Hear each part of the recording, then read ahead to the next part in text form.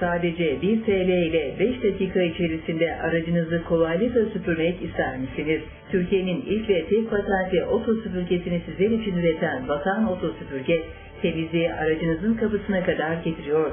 Vatan Oto Süpürge şirketi tarafından piyasaya sürülen bu ürünle artık ilkel yöntemlerle araç temizlemeye son.